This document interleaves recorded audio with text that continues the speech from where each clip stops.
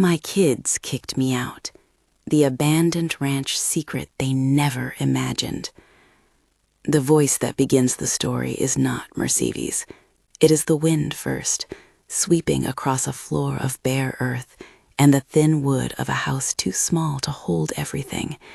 It would hold, they said, until it didn't. They had already measured and argued, stacked the quilts by the door like inventory, pulled down the photograph of her late husband and wrapped it in brown paper, as if stripping a man of memory were the same as stripping a woman of her home. Mercedes stood with both hands on the lintel and watched her life fold into other hands. She was 53. The room smelled of old soap and beans and the faint sourness of tears that had dried into the curtain hem. Her eldest, Vicente, straightened the lampshade with a practiced business-like motion, as if arranging light could also rearrange loyalties. Benedita counted the forks with the order of someone who had learned the arithmetic of advantage. Joachim, who had never found a trade he did not tire of blaming other people for, shoved the last of Mercedes' blankets toward the doorway like trash. They did not shout at first. They did not have to. The shame that had been rising in their voices for years had finally become practical instead of personal. "We can't keep everything," Benedita said, and the phrase sounded like a sentence to Mercedes, a verdict pronounced by a judge who had decided the crime was poverty itself. Mercedes folded her hands the way her mother had shown her as a child, nothing showy, only a small, careful clasp over her stomach, and reached into the pocket of her apron for the only thing left that wasn't being disputed, a folded envelope. The paper had come a week before, smudged ink, and old cousins passing not far from the mountains. Sebastial had left her the rancho, a run-down, far-off property, he'd written, to my cousin who knows how to plant hope. Mercedes had tucked the letter against her heart and imagined the small roof of that place like a promise. She had told no one. What use were promises in a house full of knives disguised as concern? Now, with her children already dividing chairs and memories, Joachim thrust a small pocket of coins at her. "This will help you get there," he said, his voice soft with the pity of a man who believed he had been magnanimous. Vicente glanced away as if the look itself might make his mother plead. "You're getting old, Mai," he added, a hand that had once held her while she bartered for cloth now flat on the mantel as if pushing her out by force of gesture. Benedita folded her arms like a lid and watched. "Nobody wants trouble in the village," she said. "You'll be safer alone." Mercedes kept the letter. She took the coins without gratitude. There was no theater left for gratitude, and she folded the thin shawl over her shoulders. She had scrubbed floors since she was a child. Her hands were maps of work, the lines of palms worn into ridges. She had buried a husband, raised 3 children, tended the market stall through drought and heat, and still the house that had been her whole life was apportioned like an estate of old linen.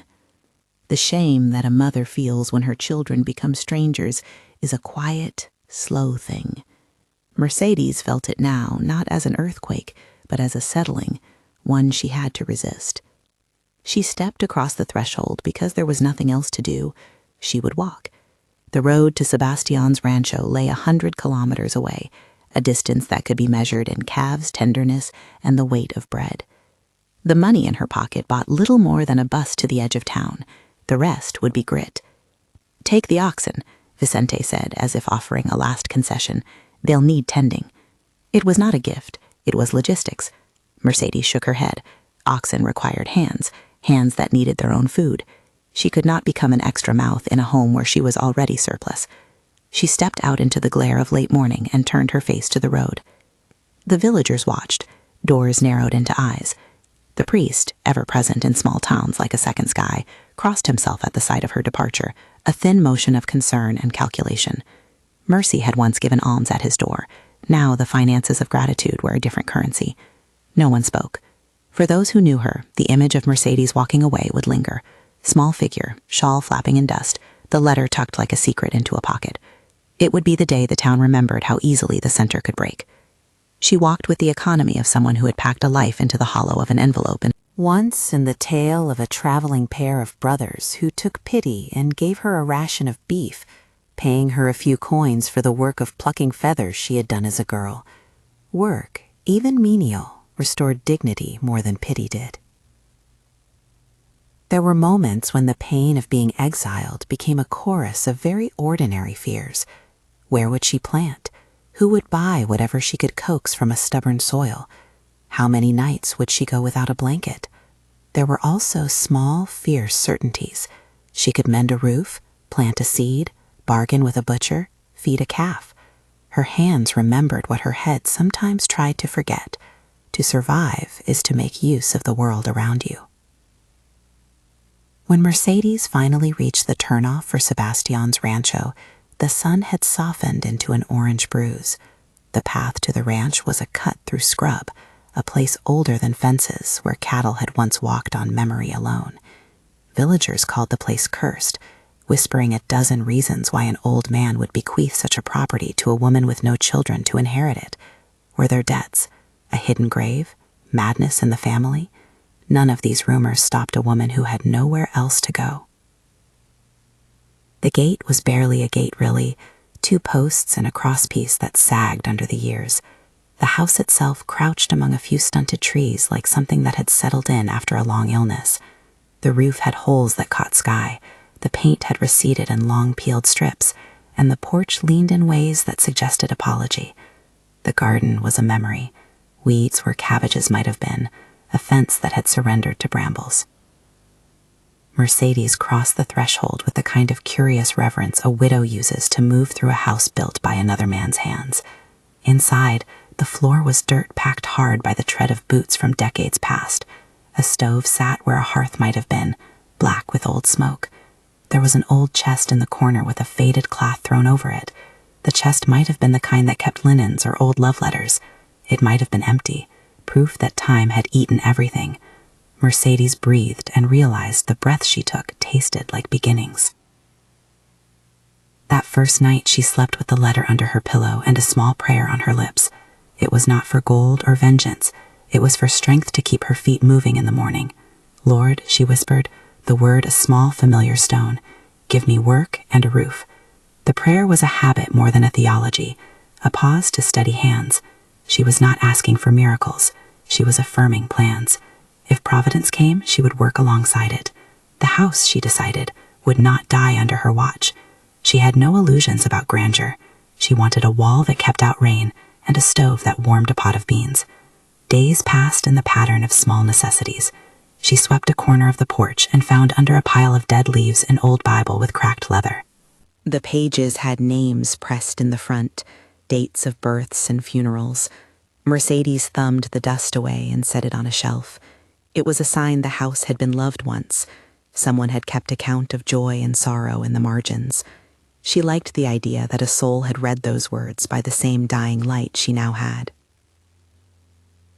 The town was a long walk away. Mercedes walked it because she had to. She bartered labor for bread, mended a neighbor's overalls for a loaf, shelled beans for a coin. People looked at her with a mixture of curiosity and suspicion. A widow in an abandoned house was a spectacle. She kept to herself and guarded the letter like a map to an inheritance of dignity. The rancho had problems that were practical, the sort of problems that take winter and patience to fix. The roof needed patching. The well had to be cleaned. The stub fence should be mended to keep out stray goats. Mercedes set herself to the work with a stubborn economy. She knew the shape of work. It began with small, visible things that declared an intention to stay. Nails hammered back, a bucket repaired, a pot scrubbed until it shone. Each small repair was a stake put into the ground of the future.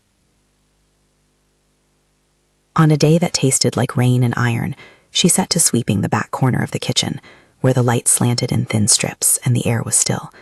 The broom was a rough thing, but honest. It took the dust of a life and pushed it out into sunlight. As she swept, her hand noticed a loose board near the hearth. It was the kind of detail you only catch when you have the patience of someone with nowhere else to hurry toward. She pried at it with a flat stone, more from boredom than expectation. The board came up with a sound like a sigh.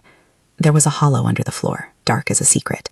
Mercedes leaned forward, the wood rasping under her fingers, and reached into the cold. For a heartbeat, she thought it might be only a nest of mice or old bones, something to shake out and forget. Her fingers touched metal. She found coins first, old, thick copper coins that smelled faintly of river mud and old smoke. Then a bundle of notes tied with twine, the handwriting across the top unfamiliar, but the paper crisp where the earth had kept it dry. Tucked among them like punctuation to a sentence were a few small gems, dulled by years but fine cut. Mercedes sat back on her heels, the broom forgotten beside her. Her heart began to thud in a way she had not felt since youth, when something like possibility crept close to her ribs. This was not a miracle. It was a resource. It was providence, if you called it that, and luck if you did not. It was what all desperate people hope for but rarely find, a supply buried beneath the floor. The immediate, practical part of Mercedes's mind did what it had always done. Count, assess, ration. How many days of rice? How many nails? Could this pay for a proper roof? Could it buy a cow? Could it pay for a doctor if one of them got sick? The mind of a woman who has scrubbed and sewn for years does not jump to dreams of luxury. It measures in terms of shelter. She did not shout. She found, shaped by habit rather than impulse, the portion she needed. 3 coins for the baker at town, a handful of notes to buy feed for the first week. She wrapped the rest back in the paper and tucked the bundle into an old sack. She did not hide it in the same place. A secret that sits under the same floorboard one day can become a temptation to a passing hand. Instead, she wrapped the chest in a rag and slid it into the hollow behind the stove, where no one would think to look. Then she set the board back and clattered a pot to make the floor sound ordinary again. There is a way you look at bread after you have nearly starved. Bread is suddenly more than grain. It is the proof that the world has not yet stopped being sensible. Mercedes walked into town with 3 copper pieces and a plan. She bought a sack of flour, a small bundle of nails, and a little oil for the stove. She paid a boy to help her carry a plank for the roof, and a woman to teach her how to mend a leak without heavy expense. The coins she had taken were used in a dozen small repairs. Each hammered nail felt like a stitch in a living thing. She kept the rest hidden. That night, by lamplight, she counted again. There was enough to buy seed, a young goat, and to pay a man in the next valley to bring a dozen chicks she could raise for eggs. She made a list of things to do: mend the fence, clear the well, plant a small row of beans, and prepare to barter at the next market. For the first time in months, the future had a line of practical tasks instead of empty fears. And yet, even with that cautious hope, Mercedes felt a small, heavy thing in her chest that had nothing to do with food or shelter. It was a question of trust. The world had shown its teeth in her own house. Now it offered, hidden, a piece of fortune. Would the townsfolk see her as one who had been saved by a stroke of luck, and thus unworthy of sympathy? Would her children hear of it and come, not repentant but calculating? The idea of greed disguised as repentance settled coldly in her throat. She had come here to start over, not to be bait on a hook. So she decided to be quiet. Secrecy, in her mind, was not theft. It was prudence. There was no honor in exposing your cross to vultures. She would use what was necessary and keep the rest for the slow work of rebuilding.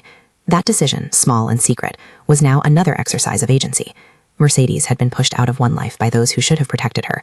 In this one, she would be the guardian of her own fortune. At dawn, she rose to the sound of rain that had come in the night, a soft tapping that seemed like applause to the effort she had already begun. She went out to the porch and watched the land drink. The little garden in front of the house drank too, and in the softened soil she could see the promise of a sprout. She planted a row of beans, as if the gesture alone might claim the future. Town gossip begins in pockets.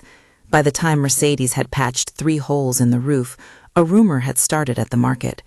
The woman in the abandoned ranch bought nails and feed with coin. By the time she had paid for a hired hauler to deliver some planks, it had grown into a murmur and then a chorus. Men who passed by said, "She's up to something," and women clicked their tongues in the churchyard. The priest said nothing at first. His silence carried weight, like an awaiting verdict. Mercedes did not look for sympathy. She moved through the small scandal like a person fixing a puppet on a string, careful hands, not wanting the public to see the mechanism. But secrets do not stay private in small places. The dog-like nature of rumor is that it hunts for the scent of anything new. She found herself followed by eyes: the butcher who had once photographed her for charity, the vendor who had sold her bread, the woman who kept accounts for the charity box. When Benedita heard through a cousin who knew a cousin, as these things travel, she came first with a dazed look that tried to pass for surprise. "Mother," she said, like a woman who had walked through fog and found, to her dismay, a cleared path. "You're not alone here, are you?" The question was not innocent. Mercedes looked at her daughter and saw not the child she had raised, but someone who had been raised on the arithmetic of advantage. "I am not alone," Mercedes answered. There is work. There is enough for now. What will you do about the priest? Benedita asked, lowering her voice as if the priest might materialize from the rafters. Mercedes shrugged. A priest is a man with an office. We will keep living.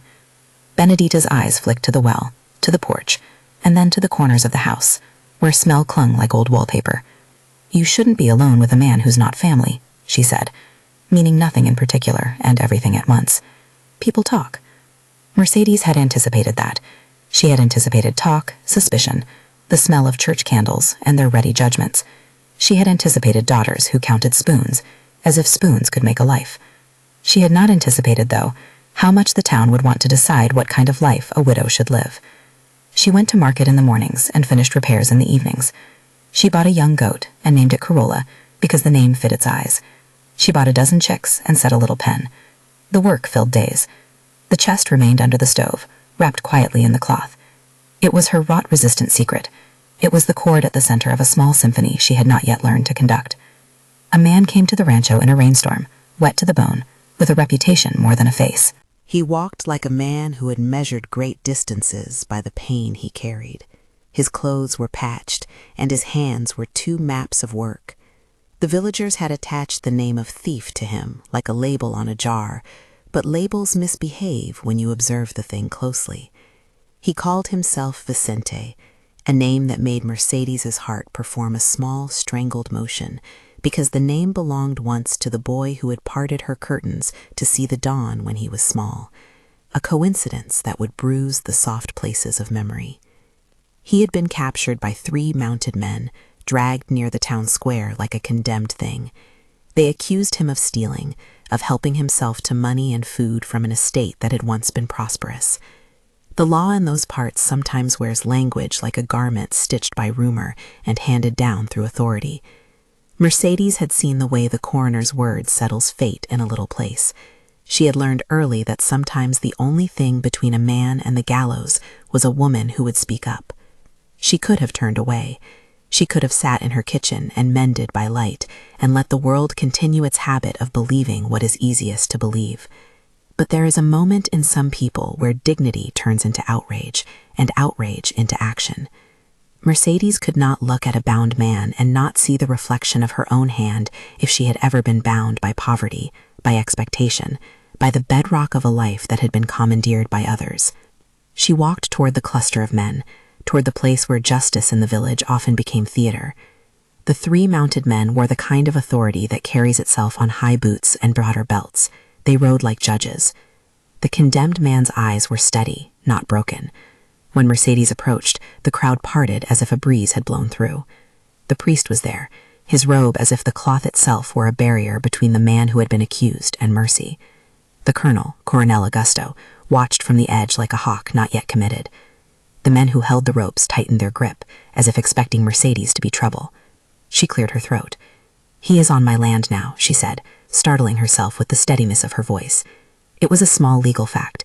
The man's feet were indeed on a plot not far from the ranch fence, but in that town, small legalities could be remarkable.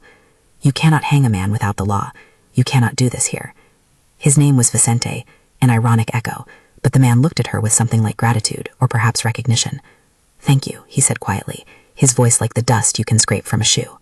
The priest moved forward, not in blessing, but in calculation. "This man is accused," he intoned. "He cannot be harboring thieves." "He cannot be hanged on my ground," Mercedes answered, and no one could measure how much of that sentence was legal fact and how much was a woman refusing to be bowed by the town's appetite for spectacle. It was a small, dangerous act to speak when the men with the ropes had a taste for displays, and it is in the small, dangerous acts that the future sometimes reveals itself. Mercedes spoke first to save a life. She did not yet know that she would, in saving it, save something of herself. The crowd grumbled. Benedita watched, her face a mask that read reconciliations for profit. The colonel's eyes flared with interest. Power responds to challenge like a beast to scent. The priest called for order, and his voice sounded thin. The outcome of that day is not the end of this part of the story, but the beginning of another. Mercedes stood in the square and felt the weight of 100 small judgments and one large, impossible necessity, to act not as a supplicant, but as a woman with a home and a right to decide what would happen there. She spoke, and the words made a small space where the town's appetite for spectacle could not immediately enter. The man called Vicente was led to the rancho by two hands that were not always kind, but which in that moment were merciful enough. Back at the house, Mercedes folded a cloth and thought about what she had done. She had put herself between a man and the town. She had, perhaps foolishly, invited trouble, but then she had also made a choice that might be the hinge of the life she now lived. She closed the door, latched it against the rain, and sat by the hearth. She did not tell him about the chest that night.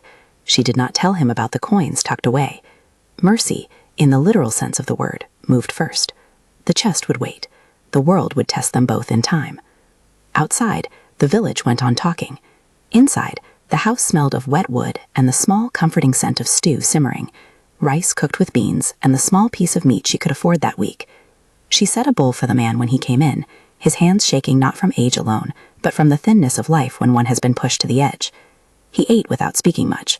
When he did speak, his words came like a man still measuring whether the earth would swallow him if he was honest. "I was taken for a thing I did not do," he said, and the sentence was not a plea for pity, but a fact that might be explored. "They called me a thief for work I refused because the pay was a lie." Mercedes listened. There are stories the hungry tell, the human ones, full of mud and hunger and small moral calculations. She had heard enough of them to know the shape of truth. She also knew that a man saved from the gallows might repay her with loyalty, and that loyalty could become something like partnership. That night they slept under the same roof, not as lovers, but as two human beings who had been given another day. The man called Vicente lay awake and thought of the ropes and the tied hands. Mercedes, who had seen ropes in her own life, ties of obligation that strangled breath and buried hope, thought of the chest under the stove and the aroma of beans. Outside, the rain softened to a whisper. Inside, something else loosened. Not the secret, not yet, but the edge.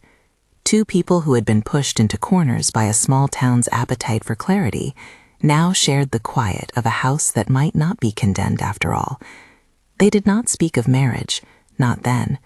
They spoke instead of nails and chickens and the patience it would take to bring life back to a place that had been left to itself.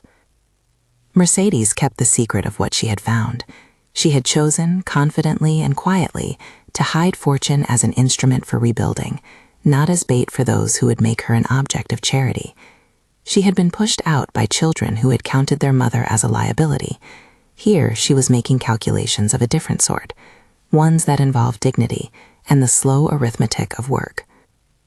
When dawn came, the world outside the porch was washed clean by rain. Mercedes sat with a cup of thin coffee and watched the first chick peck at the ground. The chest under the stove was both a promise and a pivot. It had given her the means to buy 3 nails and a sack of seed. More than that, it had given her faith that she could, in fact, make a life anew. She did not yet know the price that would come with this secret. She did not yet know who would learn the truth, or what they would want to take. She did not yet know how the priest's watchful eyes, or Coronel Augusta's hunger for control, would weigh on the little life she was building. She only knew that she had chosen to guard herself by being prudent, and to guard others by acting when mercy was required. The rancho would stand or fall by the measure of days and the stubbornness of 2 people with hands for work. Mercedes had been kicked out by her own children. She had come to a house that smelled of ruin, and found under the floor the means to begin again. That was the shape of her promise, not a miracle that lifts one to sudden wealth, but a slow, stubborn reclaiming of dignity, 1 nail at a time.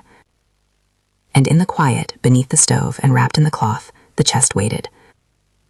The chest waited like a small, private sun, dull under cloth, promising nothing more than the hard facts Mercedes could turn into work. She slept that night with a light in the window and the faint rustle of mice in the eaves, but it was not fear that kept her awake. It was the list she had made under lamplight: fence, well, seed, and the careful, hopeful line that followed, enough to buy a cow that would give milk through winter. Vicente rose before dawn the next morning.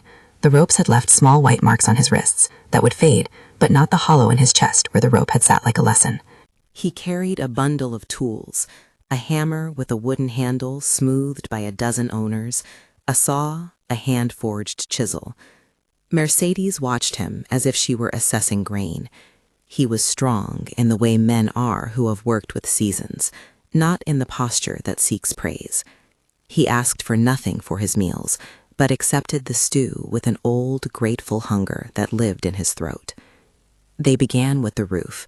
Rain had hollowed parts of it into mouths that would not let the house rest. Vicente worked like a man repairing something he thought might belong to him again. Slow, thorough, not wasting the good pieces for show. Mercedes fetched nails and planks, cleaned out old tar, helped lift beams when his hands needed another pair. The work made conversation simple. Talk about tools, about where to nail the beam, about the best way to let water run away from a foundation. At times, his silence was a wall she could not scale. Other times, his small speech cut like a clearing. "They took me because they needed a story," he said once, sanding a splinter smooth. People like stories they can fold into the life they already live. It makes them feel safer. Mercedes did not ask for the rest of his tale. She had her own. What she offered him was steadiness, a bowl when he returned wet from rain, a place to sleep that did not reek of rope and rope's company. In return, he repaired what his hands could. He mended the well, steeled the hinges, fixed the fence so goats would not press into the garden. Each small repair was an argument against ruin. Words spread faster than wood dries. The priest noticed not only the repairs, but the way the rancho began to smell like cooking again, richer, fuller, not soup scraped from an empty pot, but a meal meant to last. He spoke to Coronel Augusto about propriety, and the coronel's eyes narrowed like a trap. "A widow and an accused man under the same roof," the coronel muttered. "That does not sit well." He did not speak of law so much as of order. In a town where social order has a price, the coronel measured where money could be extracted and where reputations could be bought. The priest, Padre Geronimo, came one morning with a face like an open ledger. He had not always been harsh. He had once comforted Mercedes at her husband's burial. He had a voice she had known since childhood. Now he stood under the porch and cleared his throat. "Mercedes," he said, careful. "People talk. You know how the world listens." Mercedes set the kettle down and did not look up. She had learned the art of not letting others name her. "What do you want, Father?" she asked. "Order," he said. "To protect you. A man without repute living in your house. It will bring scandal." She looked at him then, not at his words. The words were many, but at the smallness behind them. A man who feared the whisper more than the malice. "Father," she said, "I have done what I could to save a life. I have patched a roof. I have bought seed. Will you tell me what God wants me to do, or what the town wants?" Padre Geronimo's hands folded together, the way an employee closes a book he has not read. "The town worries," he said. "We must protect you. Perhaps marriage would be the simplest way to save you both from rumor." Mercedes let the kettle sing and then set it still. The word landed like a stone in the stew. Marriage. She had not considered it in those terms. She had thought of nails and feeding, not solemn vows. But she had also felt the pressure move in the air. Gossip was a slow rot. If marriage could silence rumor, it would buy them privacy and the legal standing that kept colonels from walking into one's yard. Mercedes, who had held a letter to her chest and the courage to count the coins once, saw that sometimes dignity, too, must be arranged like harvest rows. She did not leap into a romance. The practicality sat beside tenderness like two planks nailed together. "We will not make a spectacle of this," she told Vicente when she offered him the idea. "You will not be my burden. I will not be your charity. But if marriage keeps gossip from strangling the life we can make, then we will do it." He had watched her consider, read the lines of planning on her face. "Then we will do what keeps the house standing," he said. He did not say yes with the wide, soft longing of youth. He said it like one who accepts a shift in the wind and knows how to build a shelter for it. Padre Geronimo wrote the paper in a single afternoon. The ceremony was small in the chapel, where light fell through colored glass and dust hung like prayer. The colonel watched, not in blessing but in calculation. Benedita watched with pursed lips. The market women watched in that attentiveness only women who count spoons have. Mercedes walked slowly down the aisle, her shawl plain and neat, the letter tucked near her heart like an amulet. Vicente waited with hands quiet. They exchanged vows that were more the law than a romance, to protect, to provide, to live together in a way that put a seal on rumor. The marriage was a shield. For a while it worked. People nodded. The colonel found other things to occupy his appetite. The priest breathed in audible relief as if a ledger had balanced itself. The town's murmurs quieted into acceptance. A woman's life, when it includes a husband's name, will find fewer attacks that rely on loneliness. At home, practicality began to bloom into small intimacies. They ate side by side. She taught him the best stains to use on the planks. He showed her how to place a post so the rain would not pool. She found that when he laughed, rare, low, sudden, something inside the house softened. He told her over time about the work he had done, about nights he had walked the mountains for wages and returned with pockets lighter than he had left. He told her small things about his mother and a sister he had not seen in years. Mercedes offered him the chest only when a night came and the cold ate a little too hard into the marrow. "I have a secret," she said, and then, because secrets are not heavy until two people shoulder them, she pulled the cloth back together. Vicente did not leap into greed. He sat and rubbed his hands together, the gesture of a man who was thinking about the world beyond immediate hunger. He listened as she explained how the coins could buy more than bread, how a cow could carry milk through 3 mouths for months, how repairing the well could turn a vegetable patch into a small profit. He offered counsel with the care of someone who had been falsely accused of taking by others who liked easy stories. "We will use it to make the house better," he said. "We will not shout of it. We will make the house worth staying for." They invested the money quietly. They bought a young cow, careful to choose one with steady appetite and generous milk. They paid a man to repair the cart that could take their goods to market. They purchased more chicks, a sack of potato seed, and a few small tools that made chores easier. In the first year, their life was still modest, but the rancho stopped looking like a relic and started looking like a home. Fences grew taller. The roof did not leak as it used to. The small patch of beans gave them a pantry that no longer trembled each month.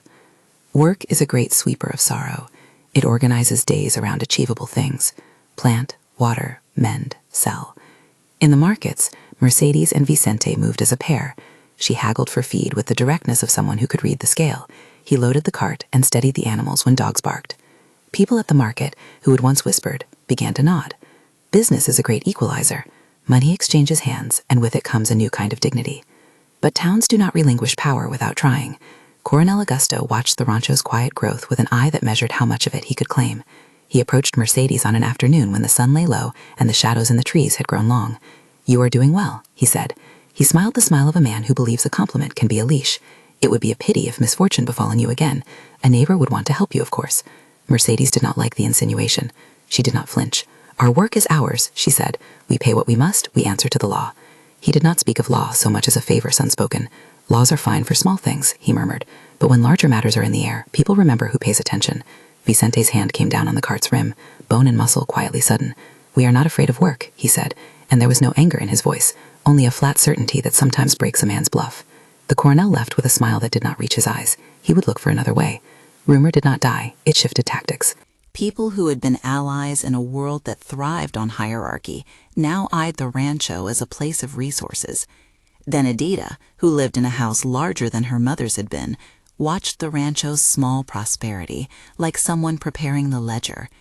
She came twice with excuses, once to bring a platter of comestibles that said more about image than hunger, once to ask about family documents.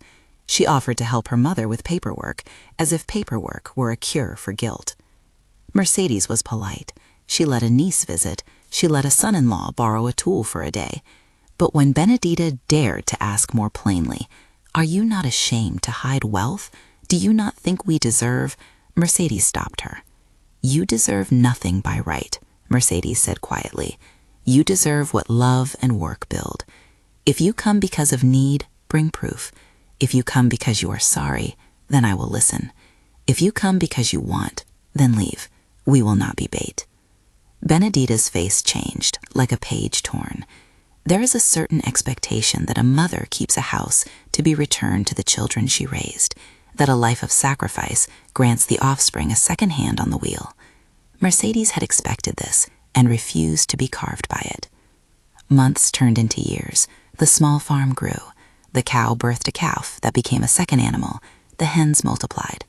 They sold eggs at market, and the coin was steady. They painted a wall with a color that made the place look more than it was. It made it a home. Children from the village learned to run across the yard in summer, their bare feet leaving prints like punctuation.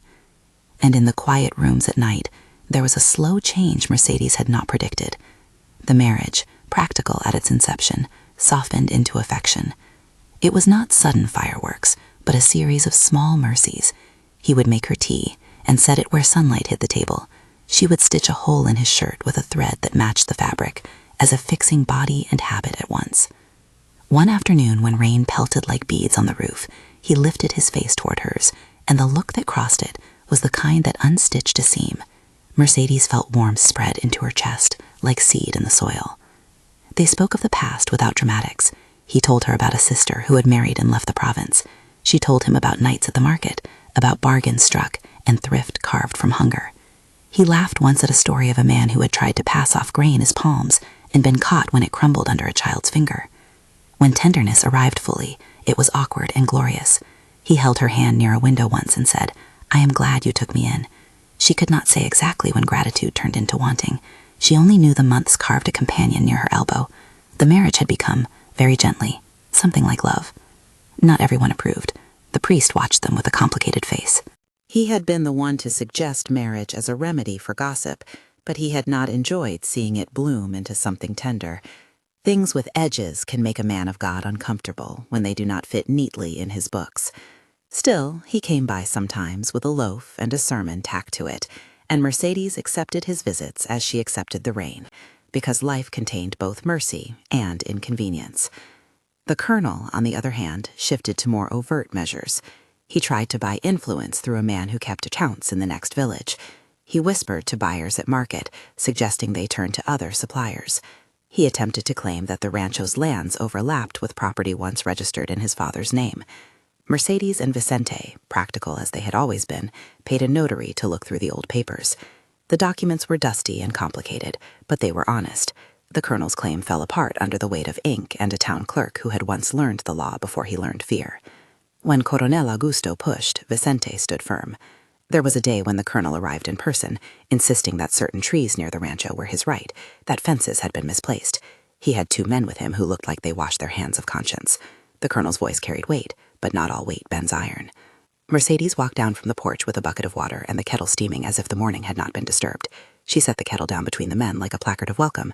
"Drink," she said, and the command had the soft steel of someone who had learned to speak plain. "Sit, you are my guests." The colonel did not like being treated as a guest. He began. "Sit," Mercedes repeated. She poured tea for him and watched as the man's hands, big as they were, sought the warmth. The men waiting behind him shifted uneasily. One small kindness, practiced without fawning, has a way of producing confusion in those who come armed with the expectation of fear. The colonel left that day without the sound of a complaint that mattered. Victory in a small town is not a revolution. It is a series of stubborn refusals. Mercedes had been pushed out by her children. She had been claimed by hunger. She had not been the sort to cry vengeance. She had chosen slow work and quiet decision. That was the kind of victory that accumulates like a garden. Years passed in the pattern of seasons. The beans produced, the cow fed a child's hunger, the hens multiplied. They repaired the house properly, raised the porch for her, and painted a sign with the family name. An old custom, but one that made the place look rooted. Children had been born to villagers who now visited for eggs. Sometimes a granddaughter or two would run across Mercedes's kitchen, hands sticky with jam, laughing like a bell. Mercedes watched them the way she once watched her own children, with the odd shadow that not all longings were fulfilled. Once, a letter arrived, hand-delivered from the city where Vicente's eldest son, Mercedes' own son, also named Vicente, lived. He had heard of the rancho's fortune and its productivity. The news moved through the town like a wind that grips dry leaves. Mercedes had money now. The children, who had divested themselves of a mother as if she were an old coat, now smelled an opportunity. They returned with the same suits they had worn to weddings and funerals, with faces smoothed by convenience and weary from the social climbing that never ends. Vicente, Mercedes' son, stood at the gate like a man entering the puzzle of his own life and wondering which piece he could fit. Benedita walked with a certain softness that came from privilege. Joachim hovered near the cart, eyes sticky for possibility. They came with apologies first, the kind of apologies that have sliding doors, words that could lead to reconciliation or to a ledger. "Mother," Vicente said, using the word like a key to unlock old responsibilities, "We heard you were doing well." Mercedes looked at them the way one examines a coat for stains. The children had come with hands that measured how much they could take and a tone that tried to blend greed with sorrow. She had not forgotten the way she had stood in the doorway as they packed her life into another house. She folded her hands for a moment and then calmly invited them to sit. She did not refuse everyone. She fed them, and they ate as if charity owed them an accounting. She listened to their stories, illnesses, debts, small humiliations that had become large because of pride. They spoke of being short of cash, of needing help, of wanting a place to stay until they found themselves again. Mercedes had been a mother made of small practicalities. Love had at times been payment, and kindness had been bargaining. She had raised children who had learned the economy of advantage. But she had also learned, in the quiet hum of a repaired roof, how to measure a person's request not only by its words, but by the shape of its truth. "I will not be used as a bank," she said, and the words were not cruel but clear. "If you are hungry, you may eat. If you have nowhere to sleep for a night, you may stay until morning. If you come to take, you will not be welcome here. You have to ask differently." Vicente looked like a man who had been struck not by malice, but by a door he had not expected to find closed. Benedita's mouth, a tight line, soon became clearer to him than any promise. Joachim looked down as if ashamed, even when his face tried to be keen. They left with a combination of resentment and mock understanding, and Mercedes felt the thin satisfaction of boundaries set. She would help those who showed change, who came with confession and a readiness to repair, not to reap. That was dignity, not spite. The rancho, meanwhile, grew into modest prosperity. Mercedes and Vicente invested in the future with the slow cunning of those who understood the value of seeds and fences. They built a small room for apprentices, 2 boys in the village who wanted to learn a trade and could be useful on the farm. They paid for a midwife to teach local girls about health. They contributed to the chapel in small amounts. They did not shout their generosity. They let it be counted by those it helped. The colonel tried one more maneuver. He petitioned the local court, claiming that the property's papers were incomplete and that the will might be challenged. Mercedes and Vicente prepared. They paid a lawyer who spoke plainly, and then they waited for the trial that many in town had already decided in their own mind. On the day the colonel arrived at court, the room did not empty with expectation. A handful of villagers stood to witness the law in action, and the priest watched, perhaps more curious than concerned. The legal proceeding was short. The documents proved the bequest. It turned out Sebastian had been meticulous in the end, leaving not only the rancho, but notes about the chest and the reason for the bequest. He had written of a woman who could plant hope. The judge read the paper and nodded. Coronel Augusto left with the thin crust of a man who had tried to claim what was not his. The afternoon after the trial, Mercedes and Vicente walked the fence line with a sense of quiet triumphs. "For what it's worth," Vicente said, "you never stopped being brave." Mercedes looked at him, and the lines at the corner of his eyes had softened in the way years soften stone. "We stayed," she said. "We kept the house." By then, there had been years of small, patient labors. The chest that had been discovery had been the hinge for many things, but not the only one. It had been a start, not a finish. It had given them a cow, an extra plank, and the peace to think a season ahead. The rest had been sweat and patience, and the stubborn refusal to be counted out. Time does strange things to people who keep at each other. Mercedes and Vicente married to avoid rumor. Then affection grew. Then habit folded into companionship. Then tenderness arrived and built a life in which both were rooted. They learned each other's quiet, the way she left a cup in a certain place, the way he liked his shirt ironed on the collar. They saved for a small cart that allowed them to trade at more distant markets. They paid a boy to teach their neighbor's child to read. The rancho's name, once synonymous with ruin, came to mean a place where work and mercy met. On a warm autumn afternoon, a young woman ran across the yard clutching a bundle of cloth. She was not Mercedes' daughter, but a granddaughter of a cousin, and she came with a child in tow. "Come in," Mercedes said, and the girl fell into the chair like a moth into light. The baby's small hands clutched at Mercedes' apron, and the old woman felt something like a tide rise in her chest. The years had not made Mercedes hard. They had made her precise. She would not let the past define all doors, but she would not let it be a welcome mat either. She built a life that offered both shelter and accountability. As for the children who had once flung her into the street, time softened some things and hardened others. Benedita, who had always measured spoons, came back one day with a letter of apology. It was a long thing, the sort of letter that tries to be an inventory of remorse. She admitted her shortcomings, described loneliness and the strange arithmetic of her choices, and then asked for forgiveness.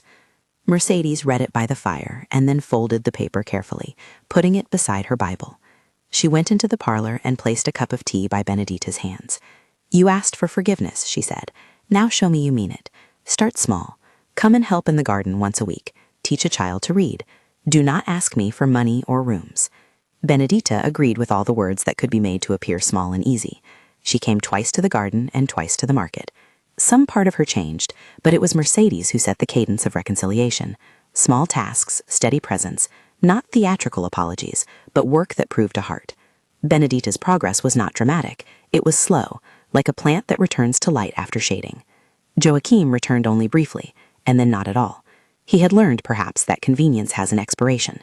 Vicente, Mercedes' eldest, came once with a child on his lap and a hunger for bread. They shared bread, and Mercedes did not refuse, but she did not return to the habit of submission. She measured a new relationship in terms of expectation and responsibility. Years later, when gray threaded both Mercedes' hair and Vicente's, they sat on the porch they had rebuilt together and watched a horizon that had once been only possibility become fact. The farm had a small orchard now, a fence lined with flowering vines. Children played in the shade. The cow, older and wiser, grazed in the distance. A sign by the gate said the rancho's name in neat lettering. Mercedes would sometimes get up in the night and walk to the stove. She would press her hand to where the floor lay smooth and remember the first time she had pried up that loose board. She would think of the strange alchemy of grief and luck, of a cousin's will and a wife's courage. She would think of the rope marks on Vicente's wrists and the way his eyes had looked when he finally relaxed his shoulders and learned to laugh. Vicente, who had been a condemned man once in the eyes of the town, now walked with a quiet gait that said he had been granted a second chapter. They both valued the small things that made a household. A pot that did not boil over, a child who learned to tie a shoe, a neighbor who returned a borrowed tool. They had built a life that was not big in the way money measures, but large in the way steadiness is measurable by the number of mornings you wake and have a place to put your feet. On a late afternoon, as the sun gathered itself into a soft cup of light, Mercedes sat with her hand resting on Vicente's. The porch creaked the way a well-loved thing creaks, and she felt the long line between the time she had been thrown out and the moment she now inhabited, like the stretch of a rope that had been mended. A young girl ran up the path with a notebook and asked if Mercedes would teach her to embroider. Mercedes looked down at her hands, saw the pattern of the knuckles and the little spots of work that time paints, and smiled. "Yes," she said, "let's make sure you learn the stars." The chest that had started it all remained, its initial purpose fulfilled, its coins spent and invested into life. There was no ostentation, no public parade of providence. It had been a hinge, first a resource, then a seed, then a quiet bank from which to draw not arrogance, but stability. Mercedes had guarded it because she knew hunger for what it is. She had revealed it because she trusted the rightness of partnership. The moral of the discovery was practical. A secret used for rebuilding becomes a legacy. There were days when Mercedes would watch children of the village gather and listen to stories on the porch. She would tell them not the fairy tale of sudden fortune, but the story of patience, how a roof is mended one nail at a time, and how dignity is reclaimed by small, steady hands. "You are never too old to start," she would say, not as an adage, but as a fact of plowed earth. "You are never too old to decide." And sometimes, when the light was right, and the world did not require a hard answer, Vicente would take Mercedes by the hand, and they would walk to the field where they had planted the first row of beans years ago. He would stoop and plant a seed with the slowness of ceremony, and she would press the soil down with her palm. They would look at one another, not as two people who had once been strangers saved by chance, but as partners who had chosen each other in the smallest ways over many days. Not every hurt was healed, not every door opened, but Mercedes had found, in the dust of an abandoned house, the means to stand. Her children had come and left in different seasons. Some returned with humility, some not at all. She forgave in ways that did not erase boundaries.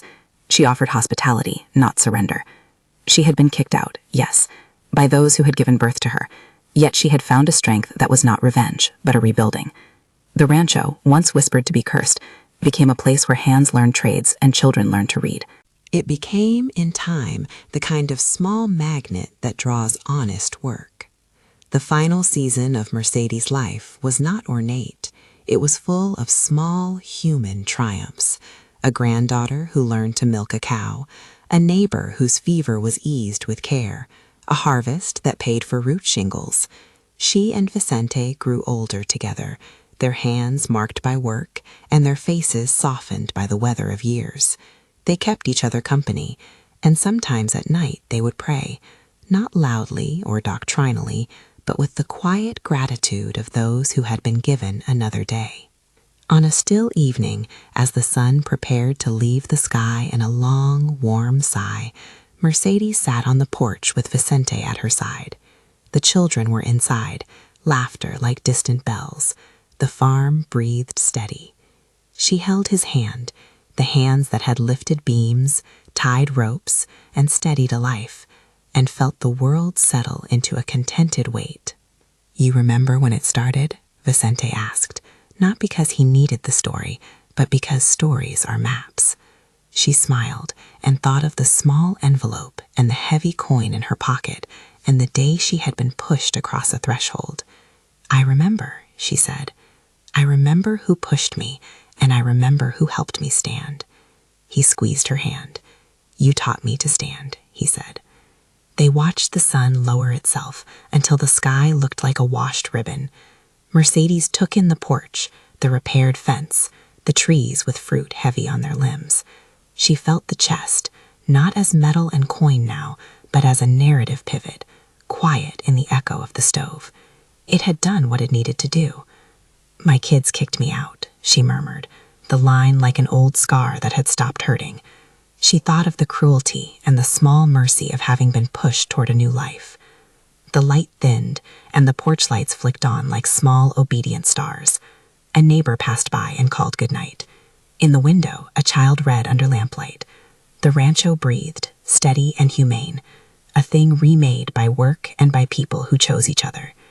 What began as an expulsion had become something else, a proof that dignity can be reclaimed, that second chances are earned by acts of courage and kindness more than by lucky finds. Mercedes had not found easy redemption. She had found a way to live again and to teach others how to do the same. If this story stayed with you, if that small voice in your chest warmed at the idea of new beginnings, drop a like, share it with someone who needs to believe in second chances, and tell us in the comments where you're watching from. Do you believe in second chances? The porch light will wait for your answer.